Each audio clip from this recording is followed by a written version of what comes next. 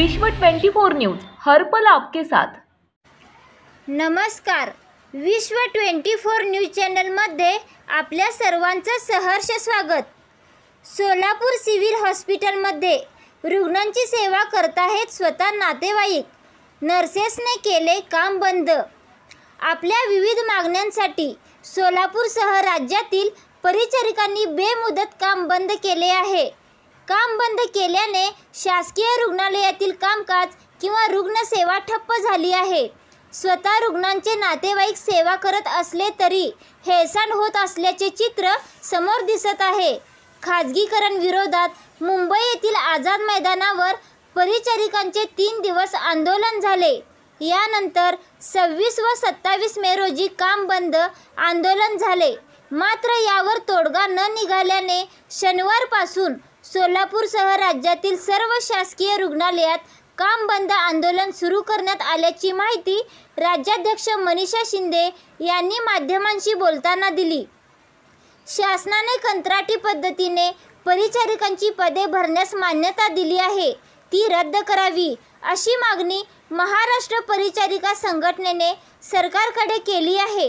यापूर्वीही शासनाने परिचारिकांना केलेल्या राज्यव्यापी आंदोलनानंतर मागण्या तात्पुरत्या स्वरूपात मान्य केल्याचे आश्वासन दिले होते।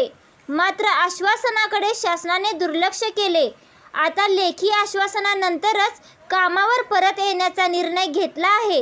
जोपर्यंत ठोस निर्णय होणार नाही तोपर्यंत एकही परिचारिका कामावर हजर होणार नसल्याचे राज्य परिचारिका संघटनेच्या पदाधिकाऱ्यांनी व डॉक्टर शिंदे यांनी बोलताना सांगितले।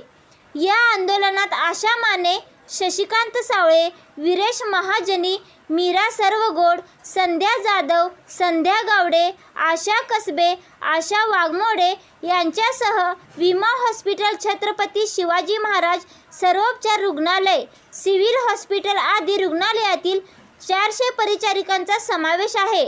प्रतिनिधी बंदेनवाज शेख।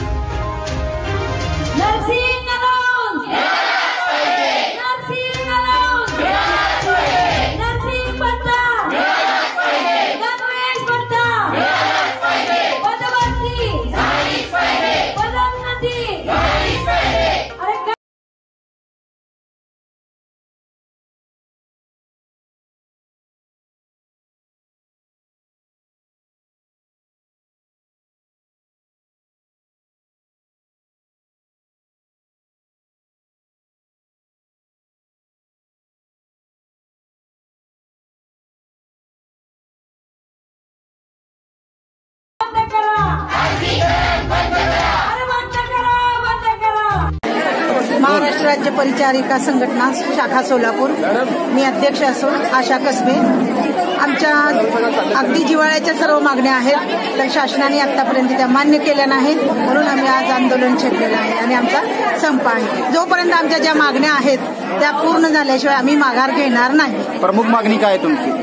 पदभरती झाली पाहिजे पहिली, दुसरी कॉन्ट्रॅक्ट भरती नाही झाला पाहिजे, त्याच्यानंतर केंद्राप्रमाणे भत्ते मिळालेच पाहिजे, नर्सिंग अलाउन्स मिळाला पाहिजे, कोविड अलाउन्स जो जोखीम भत्ता होता तो मिळालेला नाही तो मिळाला पाहिजे, विद्यार्थी वेतन वाढले पाहिजे आणि जे प्राचार्य भरती वगैरे आहे ती भरलेली नाही ते पदे भरली गेली पाहिजेत आणि कॉन्ट्रॅक्ट भरती न करता परत नियमित पद्धतीने सरळ सेवेने भरती झाली पाहिजे.